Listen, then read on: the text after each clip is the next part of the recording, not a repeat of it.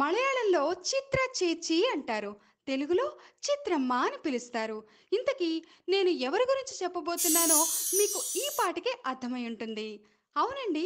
10 భాషలకు పైగా 25,000 పాటలు పాడి తన మధురమైన గాత్రంతో అభిమానుల హృదయాలను గెలుచుకున్న కెఎస్ చిత్ర గారి గురించి.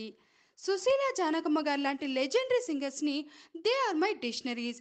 నేను వాళ్ళలాగే పాడాలి అనుకుంటూ ఉండేదాన్ని. అలా పాడుతూ ఉండగా నాకంటూ ఒక ప్రత్యేక గుర్తింపు వచ్చింది అంటూ ఎంత ఎదిగినా ఒదిగి ఉండాలి అనే దానికి ఉదాహరణగా మన చిత్రమ్మ గారు ఎంతో మంది గాయని గాయకులకు ఆదర్శంగా నిలిచారు. ఇంతకీ ఆమె వాయిస్ అంత స్వీట్గా ఉండడానికి కారణం ఏమిటో తెలుసా? ఆవిడ పాటించే కొన్ని ఆహారపు అలవాట్లేనండి. అందులో ముఖ్యంగా మసాలా కారాలున్న ఫుడ్ ఐటమ్స్కి ఆవిడ చాలా దూరంగా ఉండేవారట. అందుకే చికెన్ బిర్యానీ అంటే ఆవిడకి అస్సలు ఇష్టం ఉండేది కాదట. ఏ రోజైతే పాట రికార్డ్ చేయాల్సి వస్తుందో ఆ రోజు చాలా తేలికైన డైట్ తీసుకునేవారట. చిన్నప్పటి నుంచి కూడా ఐస్ క్రీమ్ జోలికే వెళ్ళేవారు కాదట. అందుకే ఇప్పటికీ ఐస్ క్రీమ్ కనిపించినా దానిని ముట్టుకోరట. అయితే మీ ఫేవరెట్ ఫుడ్ ఏమిటి అని చిత్రమ్మ గారిని అడిగితే మాత్రం నేను వెజిటేరియన్ని.